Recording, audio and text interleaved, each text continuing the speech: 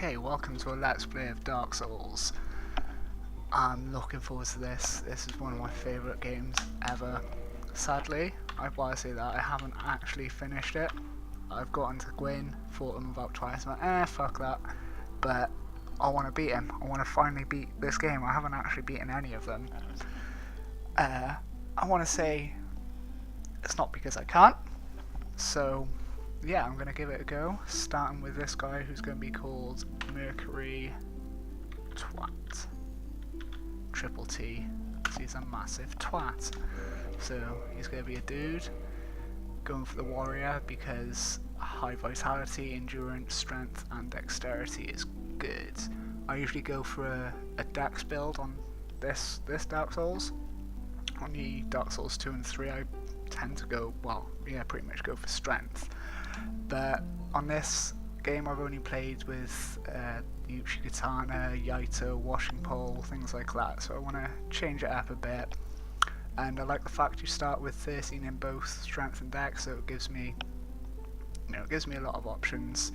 If I want to go for a quality build, try out a lot of weapons, or I don't know, I'm kind of want to go for the claymore, but we'll see what happens. I like to sort of vary things, play a bit different throughout the game. So that's a good start, I reckon. I'm going to start with a master key, because most of these are honestly useless. They're just consumables. Binoculars, it's not consumable obviously, but you get that in the game anyway. So yeah, I'm not going to waste it as my starting gift. Master key just opens loads of places for you, so it's really useful.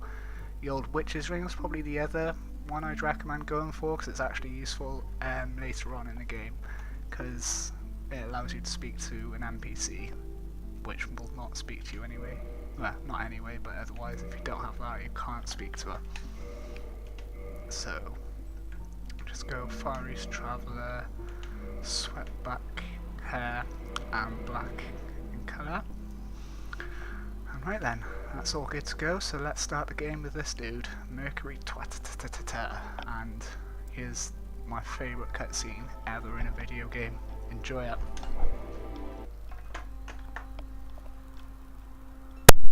In the age of ancients, the world was unformed, shrouded by fog.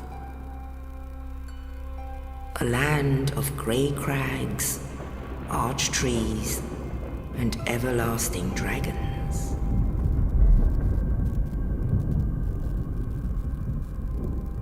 But then there was fire, and with fire came disparity. Heat and cold, life and death, and of course, light and dark.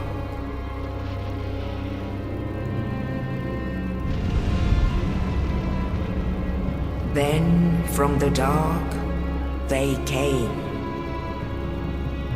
and found the souls of lords within the flame.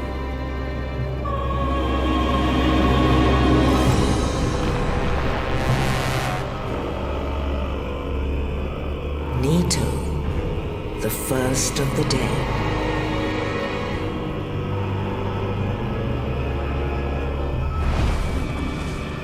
The Witch of Izalith and her daughters of Chaos. Gwyn, the Lord of Sunlight, and his faithful knights. And the furtive pygmy, so easily forgotten.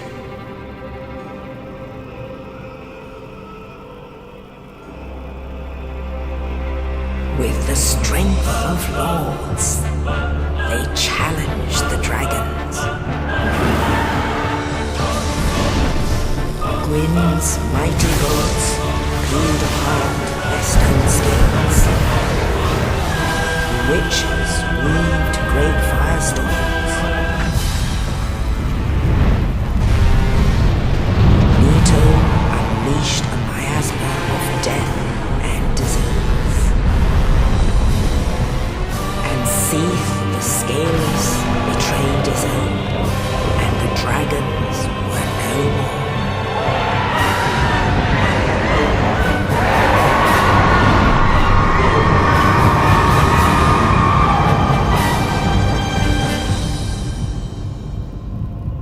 Thus began the Age of Fire.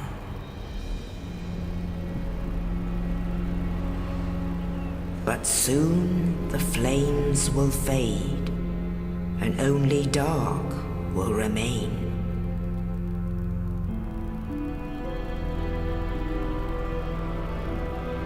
Even now, there are only embers, and man sees not light, but only endless nights.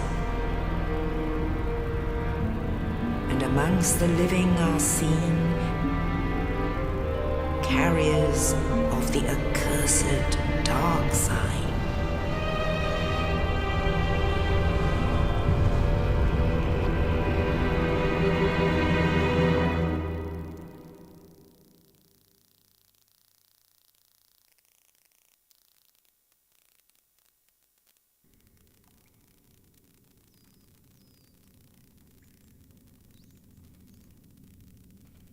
Yes, indeed.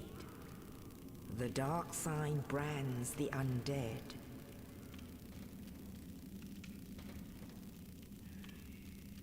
And in this land, the undead are corralled and led to the north.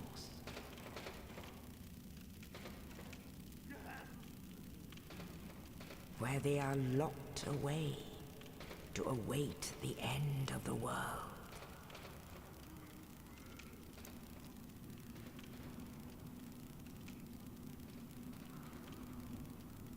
This is your fate.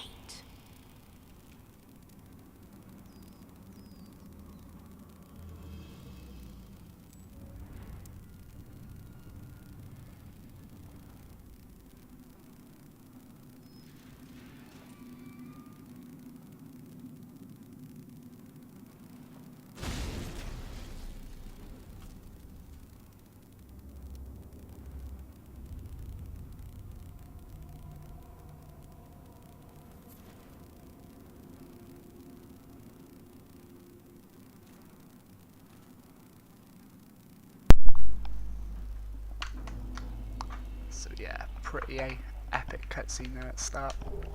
I love it because the game really doesn't explain itself very well, or the story. Like, I mean, that was quite a long intro scene, don't get me wrong, but it doesn't really explain much in terms of what you're doing, why you're doing it. There's just this sort of vague idea that you've got to go and do things.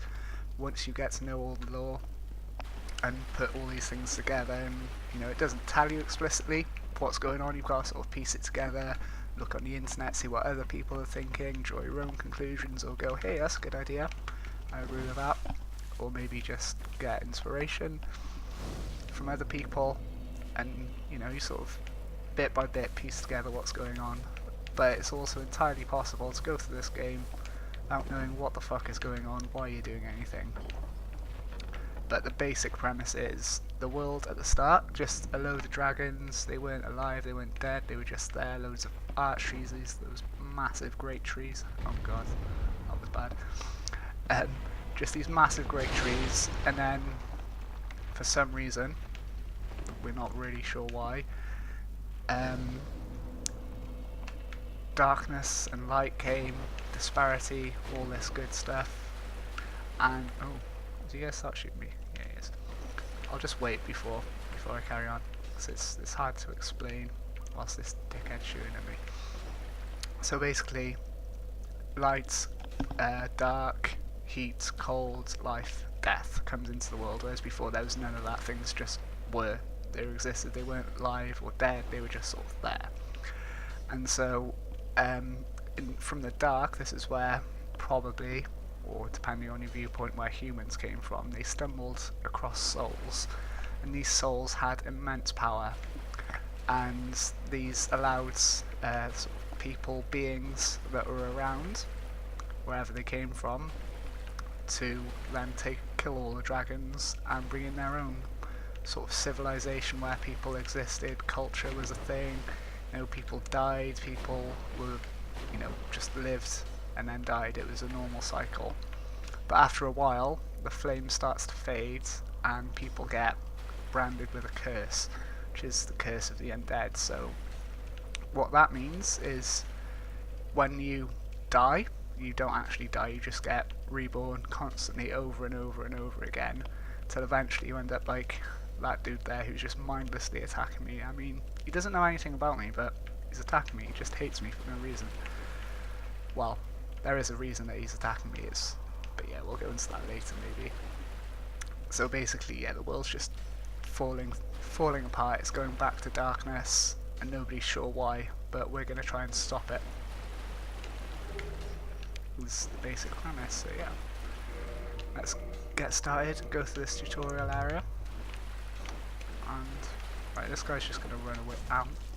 Okay, he's just going to run away. And that's fine with me because I need to pick up this, which is my starting weapon, the longsword.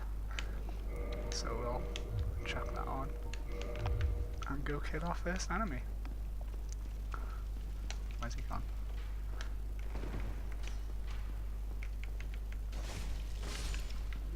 So this area is just a tutorial area. It's there to give you an idea of the controls and mechanics of the game, although it sort of notoriously does a pretty poor job of that. It just sort of tells you the controls really.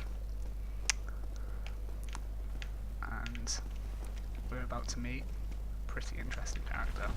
So yeah, that guy tries to kill you, like most things in this game. Just kill you now. Whee! Backstab.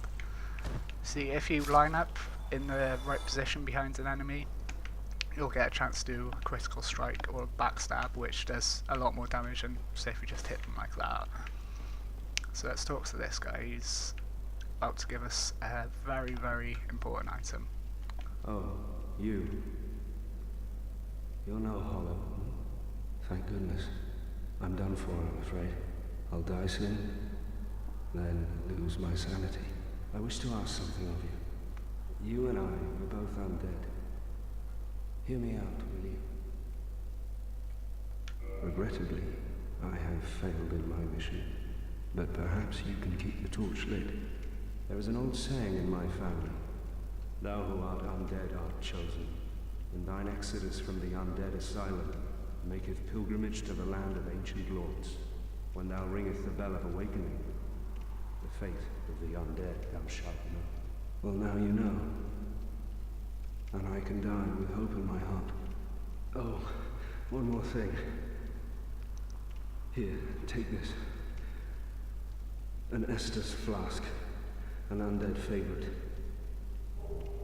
Okay, so that's a really important item. You'll have that throughout the entire game. That is your healing item, essentially.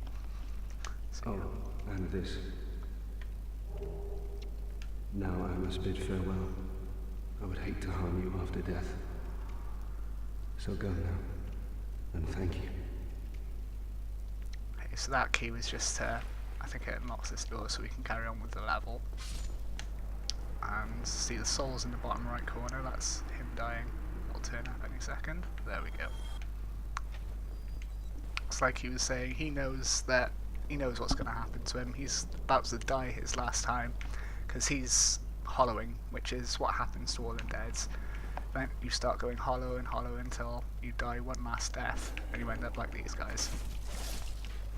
So he wanted to follow the sort of prophecy that was in his family, which says, well, it's basically the last hope that he's got is he knows that the undead can potentially save humanity, and that's why he's going around.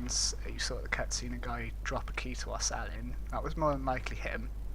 So he was doing that to free as many undead as he can, so that hopefully one of us will find what's up with the world and save it. Bit of a shame that he found me, because I'm not the best Dark Souls player. As you saw there, I did what's called a parry. So if you press, hold down, I'm using the Xbox controller, so if you hold down RB to block and then tap LT or left trigger at the right time, it'll parry the attack and it leaves them open for another type of critical hit, which is a riposte, which does its sort of most damaging way well, it's the attack that does the most damage. So you can do a backstab as well, but generally a riposte is better. And then this is a tutorial boss, which we saw make an appearance earlier, who seems more intent on killing my frame rate than anything. Oh shit, I rolled way too early. Yeah, he's not too difficult. He is if you try. Oh shit. I say he's not too difficult. I'm fucking this up. But yeah, you don't want to fight him when you first see him because you do no damage. It's ridiculous. I mean, you can, but it just makes the fight take quite a while. And most people just want to get out of this area. Okay, and you're dead. So that's the first quote-unquote boss done. He'll give us a key, which I believe opens this door. And humanity, which I'll explain what that does a bit later. But yeah, now we can carry on with our lives. It also gives you souls, which is, as you see, I just got 2,000 in the bottom right corner. Souls are very, very important. They are what you use to level up and also to buy things in the game. So yeah, we want to keep getting our souls. But of course, this is Dark Souls, so there's a catch. If you die, you lose all your souls, which is annoying. But it does give you one chance to get them. So say if I somehow died right here, I would respawn at the last bonfire. So the bonfire is essentially checkpoints, and if I can get to here, there'll be like a sort of green stain on the floor, and you can collect your souls. But if you die on the way to collect them, they're gone forever. So yeah, it's not good times. And another cutscene where we can begin Only start of the game in properly. the ancient legends it is stated that one day an undead shall be chosen.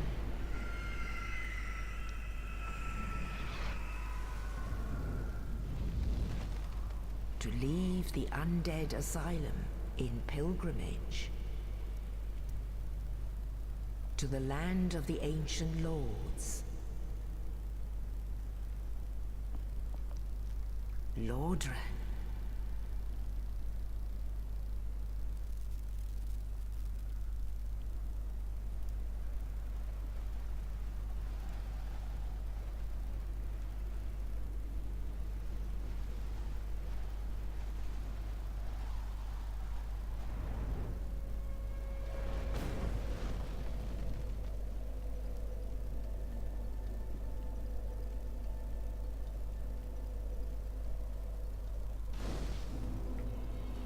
So yeah, like that said, oh, can't do it.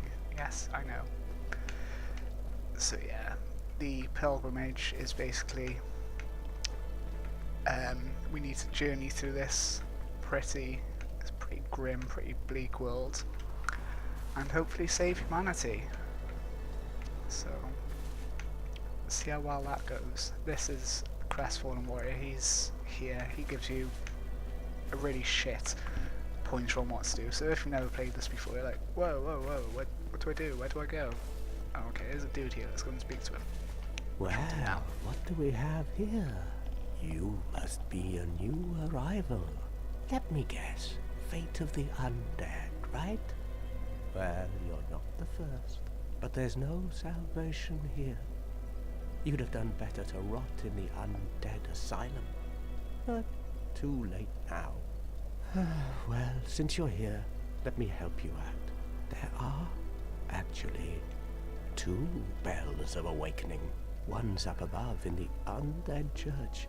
The other is far, far below, in the ruins at the base of Blight Town. Ring them both, and something happens. Brilliant, right? Not much to go on, but I have a feeling that won't stop you. So, off you go. It is why you came, isn't it? To this accursed land of the undead? So yeah, this guy's completely broken. He's just sitting there miserable because he's seen other people do what we're doing. He's just lost all hope. He's like, mate, it's not going to happen. It's just not going to work. Just join me, sit here, and wait till the shit really hits the fan. if you think it hasn't already.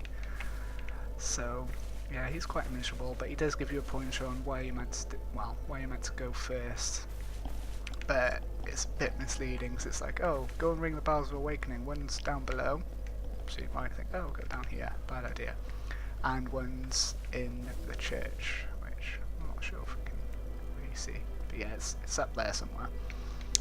Yeah, it's an awful tip just because of how the game is. It's you've got to be quite precise with when you attack and things kill you really easily in this game.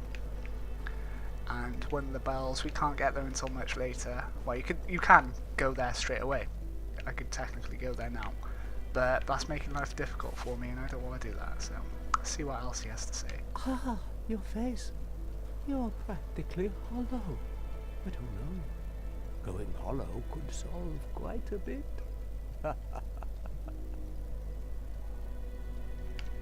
So yeah, you can see that I'm not in a good way, which is fine. He looks better than me, but that will change. What? Restoring your humanity? Well, there are a few ways to go about it. Collect it bit by bit from corpses. Or you can butter up a cleric and get yourself summoned. And the quickest way, although I'd never do it, is to kill a healthy undead and pillage its humanity. Coveting thy neighbor is only human, after all. Okay, so I'll take a bit of time just to explain what humanity is and what it does. If you see in the top left corner, that's my health and stamina bar. As a counter, it's set to 0 at the moment. But what I can do is, if I rest at a bonfire, there's the option to reverse hollowing. So if I press it, it says got no humanity.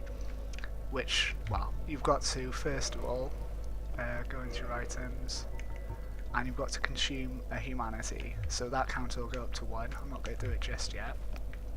And then I can reverse hollowing, and I will go into human form, and I'll look like him. So if you consume humanity, it helps prevent hollowing, it helps keep you sane. So that's why I look like crap. So I've got no humanity and I'm on the way to hollowing. But there are ways you can get it, like he said. You can just go around playing the game, killing things, you'll pick up humanity. You can be summoned, which is online play, so you'll go into somebody else's game and help them do things, and I believe you can get humanity that way.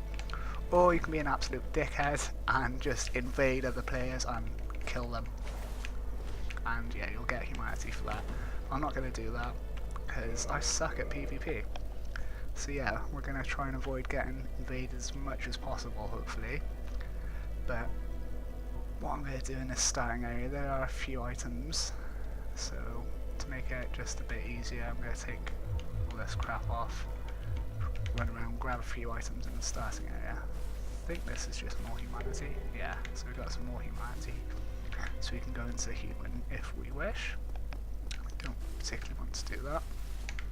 So there's a few items if we go over this way. We'll speak to him in a bit. I don't want to speak to him just yet.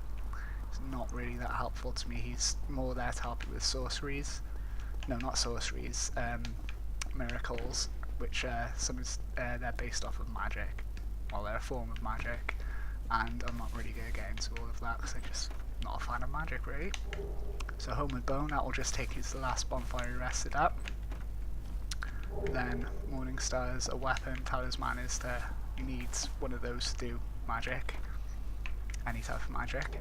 And Cracked Red Eye Orb, so if you use that, I believe you've got to be in human form, then it'll take you to somebody else's world who's also in human form as an invader, and you can attack them, and if you kill them you get humanity and souls. Okay, right, this is a dangerous place. Grab a few items. Only a couple. Try not to get killed. I think this is just more souls, yep. So those souls of the lost and dead, they're consumables and they'll give you souls if you pop them into your usable item slot, which is where my Estus Flask is at the moment. I'll show you how to do that in just a sec, 'cause I'm going to get chased by those skeletons. Yeah, you can consume them and you'll get some more souls. level up and buy stuff, which is good. So yeah, it's mostly just soul packets. So off we go. And if we go down here and rest at the bonfire, that will reset the enemies. So they'll go back to their starting positions and stop them from chasing me. Right, the last item I want to get is pretty important. It's a Firekeeper soul, which we'll give to this lady. And it will make our Estus Flask heal just a little bit more, which is of course very useful because as your HP goes up, you want your Estus Flasks to heal a bit more HP for you, so that's why we'll go get the Firekeeper souls. There are a few in the game. I think there's, I'm not sure, I think there's 5 maybe? I think you can get it up to Estus Flask plus 5. So yeah, you want to grab those. And yeah, first one is in here. But this is not an area you really want to be at the start unless you are pretty decent at the game. And you'll also need these things. This guy will drop some transient curses because there are ghosts, and you cannot hit the ghosts unless you've been cursed. So yeah, you like literally only need 2 to get through this area, but I'd prefer to come back later, do it when I'm a bit stronger and have less chance of dying. Let's see if I can make it out of this live. I don't think I will. I don't really care, but oh shit, I kind of do. I've got some souls. Just realised I got souls, so I kind of want to keep the level up. Yeah, a lot of people just suicide run that, but yeah, I'm glad I made it out alive. In fact, I'm just going to homeward bone. There we go, use that. And I'll take me back to Firelink Shrine. Which is, I think I'll just end the video by here. And then next time we'll go speak to that fat dude over there, and then we shall get on with killing things. Which is what this game's all about, you know? Killing shit. So yeah, thanks for watching, and I'll see you in the next episode.